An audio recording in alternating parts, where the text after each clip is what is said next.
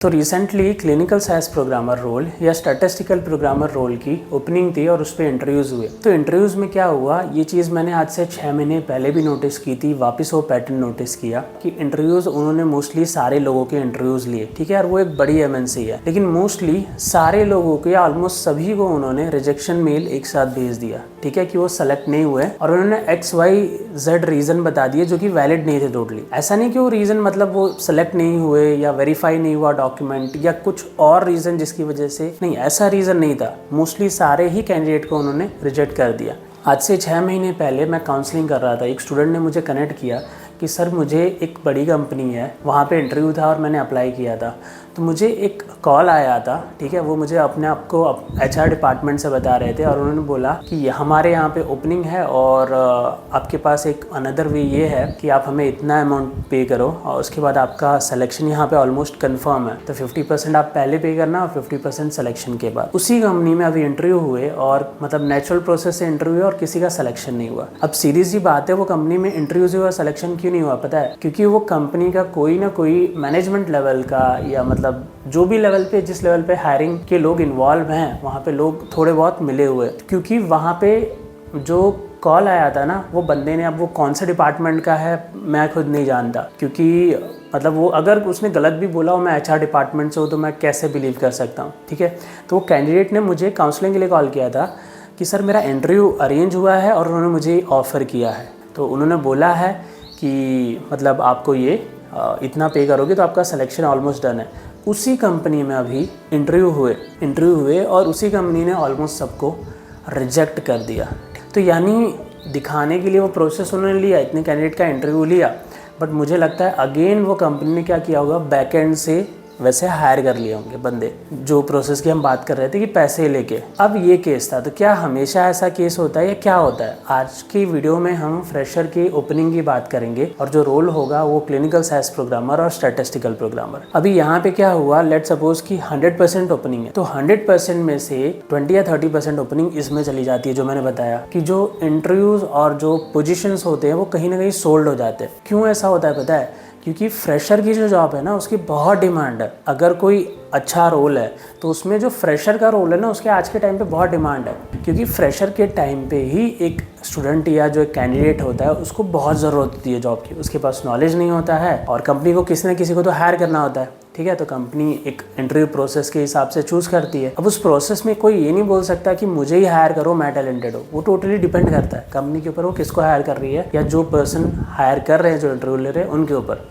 अब यहीं पे क्या होता है कि कोई फैक्टर नहीं होता कि इसको सेलेक्ट करना है इसको नहीं, वो टोटली इंटरव्यूअर के ऊपर होता है। तो यहीं पे कहीं ना कहीं बायसनेस आ जाती है और वहाँ पे कुछ लोग मिलके वहाँ पे उस पोजीशन को मतलब सोल्ड कर देते, बिकाऊ बना देते, जो कि टोटली गलत है। तो 20 to 30% ओपनिंग ऐसे चली गई। उसके बाद 20% ओपनिंग क्या होता है, फेवरिज्म में चली जाती है। फेवरिज्म यानी अक्सर क्या होता है कि जो नोन वंस होते हैं ना, उनको हाई ऐसा ट्राई किया जाता है कि इनकी हायरिंग हो जाए। ऐसा कोई ना कोई होता है कि जो सीनियर लेवल पे हो, उसकी कोई नोन वंस हो और मतलब उसकी हायरिंग हो जाए। अब हर व्यक्ति ऐसा नहीं करता है, बट एक रेशियो है, एक रफ रेशो। तो 50% ओपनिंग में मानता हूँ ना कि इसमें चली जाती है, 20% फेवरिज्म में, 20 to 30% सोल्ड हो जाती है कहीं ना कहीं।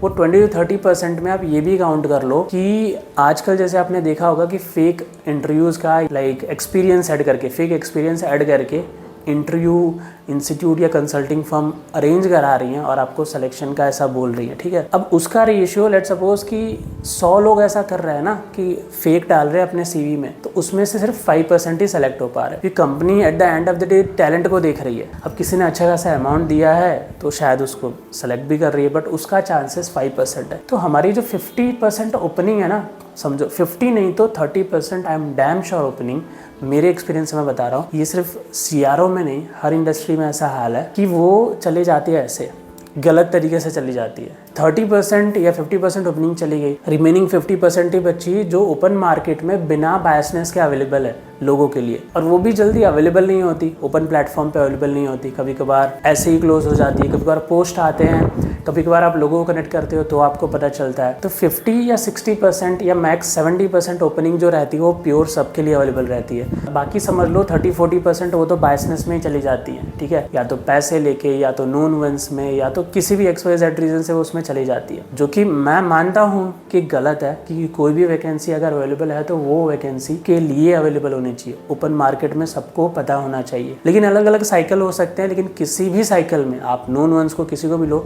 तो उसको सेम प्रोसेस से होके गुजारो। व्हाट आई मीन टू से, अगर सेम प्रोसेस से अगर वो सेलेक्ट होता है सो दैट इज़ फाइन, का नॉन वंस हो या नॉन वंस नहीं हो। इसकी वजह से क्या होता है, फ्रेशर को इंटरव्यूज़ मिलने में और इंटरव्यूज़ क्रैक करने में भी दिक्कत आती है।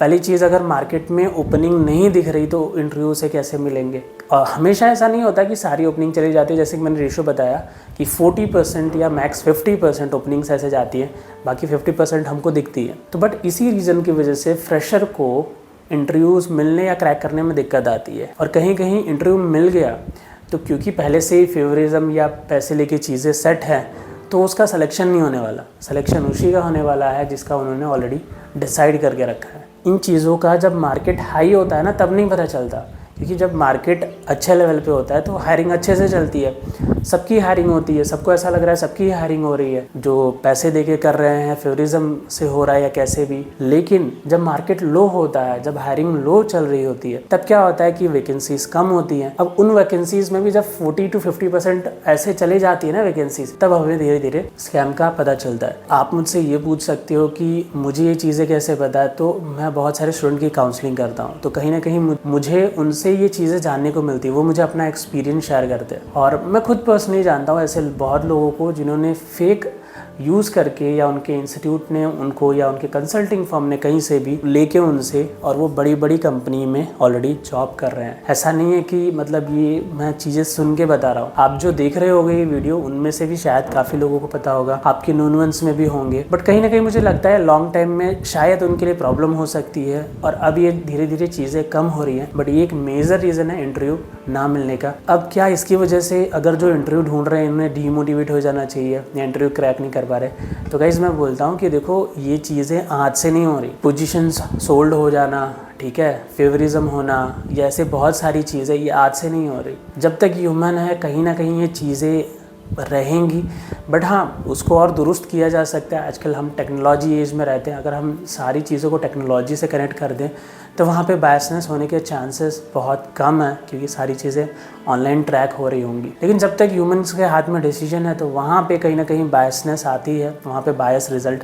होता है। आपको पता है ह्यूमंस के हाथ में ही एंड कंट्रोल रहता है, ठीक है, बट टेक्नोलॉजी का जितना ज़्यादा यूज़ होगा वहाँ पे ये बायस चीज़ें या ये गलत चीज़ें कम होने लगेगी। तो ये चीज़ें मेरा कहने का मतलब बहुत पहले से होते आ रही थी, आज से नहीं होते आ रही। इसका मतलब ये नहीं कि लोग अनएम्प्लॉयड ही रहते थे, ठीक है, लोगों की जॉब नहीं लगी, सब लोग घर ही बैठे हैं पिछले कितने सालों से। अभी भी चाहे कोविड हो गया या कोविड के बाद लोग ऐसा ज़रूरी नहीं कि घर ही बैठे हैं, लोग जॉब कर ही रहे हैं, यानी जॉब तो मिलती है, बट ऐसा होने से आपका टाइम ड्यूरेशन बढ़ता जाता है। टाइम ड्यूरेशन यानी अगर वो चीज़ को होना चाहिए था 6 महीने में, वो चीज़ हो जाती है 8 महीने में या 1 साल लग जाता है। इसलिए मैं हर बार बोलता हूँ वीडियोज़ में कि चाहे कोई भी चीज़ हो, किसी भी एक रोल का वेट करो कि मैं इसी रोल पे जॉब लूँ तो आपको टाइम लग सकता है। तब तक आप खाली मत बैठो, आप XYZ जॉब स्टार्ट कर दो, आपके रिलेवेंट बहुत सारे रोल्स होंगे, तो जो जॉब क्विकली मिले उस पर जॉब ले लो, क्योंकि डिमांडिंग जॉब्स होती है ना, उस पर ऐसी चीज़ें होती रहती है जो मैंने आपको शेयर की है। और जॉब्स की बात करूँ तो इतनी जॉब्स आराम से है कि आपको मतलब मिल जाए, बट यही है कि आपका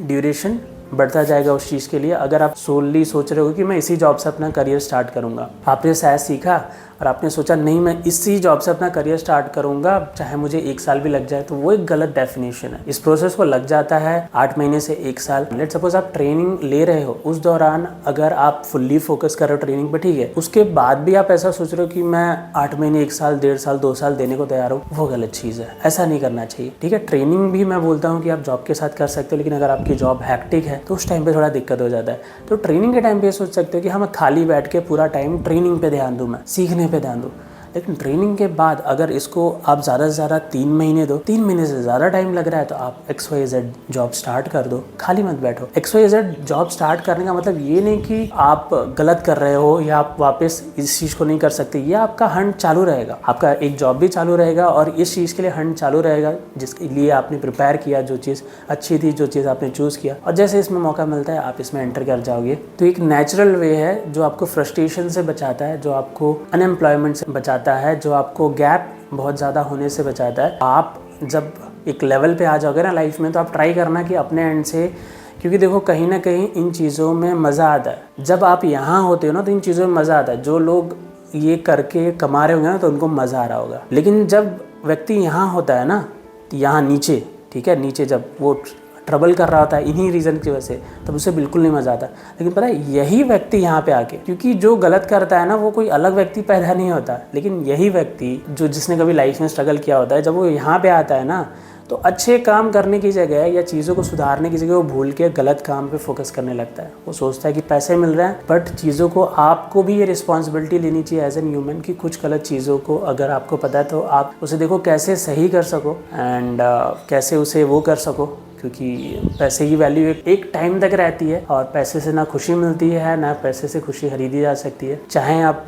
कुछ मटेरियल वस्तु बहुत खरीद सकते हो, ज़्यादा से ज़्यादा यही हो सकता है। तो अगर हर कोई थोड़ा थोड़ा कंट्रीब्यूट करेगा सही करने में तो चीज़ें सही होने के चांसेस हाई होते हैं। बट क्या होता है हमारे इंडिया में एक कॉन्सेप्ट है मूव ऑन होने का कि आगे बढ़ जाओ, ठीक है। मैं भी यही खुद से बोलता हूँ कि आगे बढ़ जाओ, आप अपने आप पे फोकस करो। तो इनिशियल लेवल पे आपको यही करना चाहिए। अगर कुछ गलत है तो लेट सपोज कि अभी जैसे एक इंटरव्यू हुआ तो वहाँ पे कैंडिडेट की हायरिंग नहीं हुई, कैंडिडेट ने तो अपना प्रोसेस सब प्रॉपर किया, कैंडिडेट की हायरिंग नहीं हुई, तो अभी कंपनी से वो कैंडिडेट लड़ नहीं सकता कि क्यों तुमने नहीं की, कैसे तुमने नहीं की, कैसे तुमने मेरा सिलेक्शन नहीं किया। बट कैंडिडेट अपने आप पे फोकस करके आगे और इंटरव्यूज मिलने वाले, उसमें अपना सिलेक्शन के चांसेस प्रोबेबिलिटी बढ़ा सकते, ठीक है, अच्छा अपने पे काम करके इम्प्रूव करके। और जब वो कैंडिडेट एक लेवल पे आ जाएगा ना, इसका नेचुरल तरीका है, जब आप सीनियर आते हो, मैनेजर बनते हो, तो आप देखो क्या प्रॉब्लम्स आपने फेस की और कैसे उसको आप ठीक कर सकते हो या कैसे उसमें कंट्रीब्यूट कर सकते हो हेल्प करने में। तो शायद ऐसे ऐसे जब हर कोई थोड़ा थोड़ा कंट्रीब्यूशन सही की तरफ करने लगेगा ना तो चीज़ें सुधर जाएगी, मुझे ऐसा लगता है। तो आज के वीडियो में बस इतना ही, मिलते हैं अगले वीडियो में, तब तक के लिए बाय बाय दोस्तों।